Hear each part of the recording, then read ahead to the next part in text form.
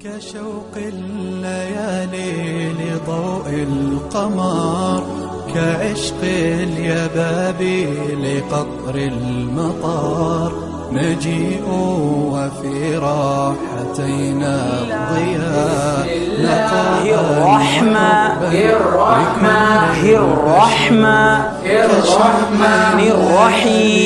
الرحیم اعتکاف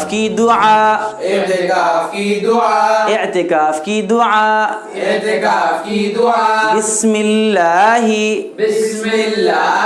دخلت بسم اللہ دخلت وعلیہ توکلت وعلیہ توکلت ونویت سنت الاعتکاف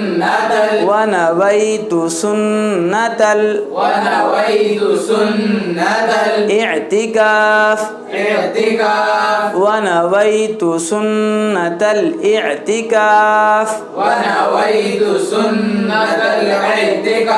جی اس کا ٹرانسلیشن اور ترجمہ یہ ہے کہ میں اللہ کے نام سے داخل ہوتا ہوں اور اسی پر میں نے بھروسہ کیا اور میں نے سنت اعتکاف کی نیت کی.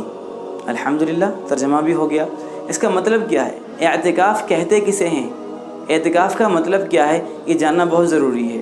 ماشاءاللہ الحمدللہ پورے دنیا میں، پورے عالم اسلام میں ہر مسجد میں مسلمان مومنین اعتکاف کرتے ہیں.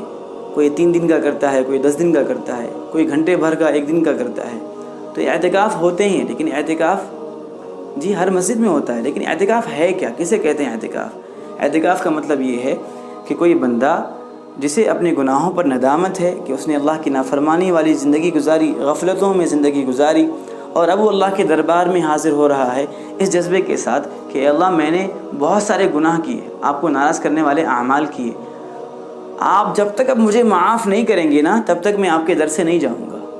اس جذبے سے مسجد میں آ کر اعتکاف کی دعا پڑھ کر بیٹھ جانا، یہ ہے اعتکاف. اب یہ 1 گھنٹے کا بھی ہوتا ہے اور یہ 3 دن کا بھی ہوتا ہے، 1 روز کا بھی ہوتا ہے اور 10 دن کا بھی اعتکاف ہوتا ہے، مہینے بھر کا بھی اعتکاف ہوتا ہے. تو اعتکاف کی الگ الگ کیٹیگریز ہیں. تو اب اس کے نام کیا ہیں یہ ہمیں جاننا ضروری ہے کہ اعتکاف کی کتنی قسمیں ہیں. تو جو 1 گھنٹے کا اعتکاف ہے، 10 منٹ کا اعتکاف ہے، 3 روز کا اعتکاف ہے، یہ اعتکاف مستحب اعتکاف ہے. ٹھیک ہے کہ جب بھی ہم مسجد میں داخل ہو رہے ہیں، نماز کی نیت سے داخل ہو رہے ہیں، تو مسجد میں داخل ہونے کی دعا پڑھنے کے ساتھ ساتھ فوراً اعتکاف کی دعا بھی ہم پڑھ کر داخل ہوں. تو جب تک ہم مسجد میں ہیں، مسجد میں جو عبادت چل رہی ہے اس کا ثواب ملنے کے ساتھ ساتھ ہمیں اعتکاف کا بھی ثواب مل جائے گا.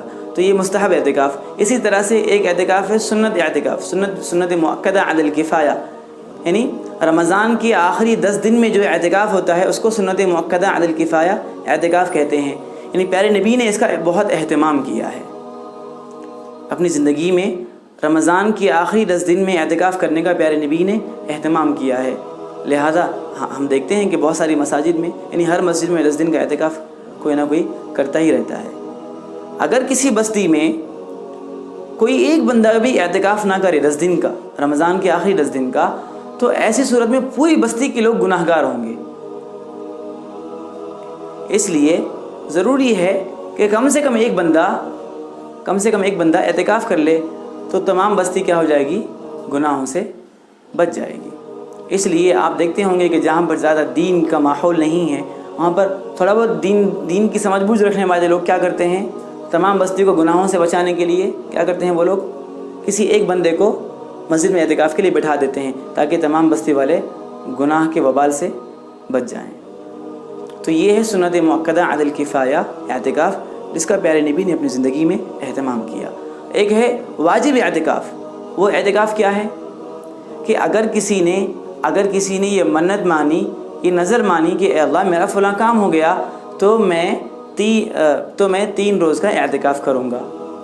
اب جب وہ اس کا کام پورا ہو جائے گا تو اس پر یہ واجب ہے، اس پر یہ ضروری ہے کہ وہ 3 روز کا اعتکاف کرے اپنے وعدے کے مطابق. اگر وہ نہیں کرے گا تو وہ گناہ گار ہوگا. ٹھیک ہے. تو یہ اعتکاف کے درجات ہیں, یہ اس کے کیٹیگریز ہیں. اللہ ہم سب کو اپنے در پر بلا کر اپنے در کا بھکاری بنائے اور ہمیں اپنے در پر زیادہ سے زیادہ وقت گزارنے کا موقع عنایت فرمائے. اللہ ہم سب کو عمل کی توفیق نصیب فرمائے.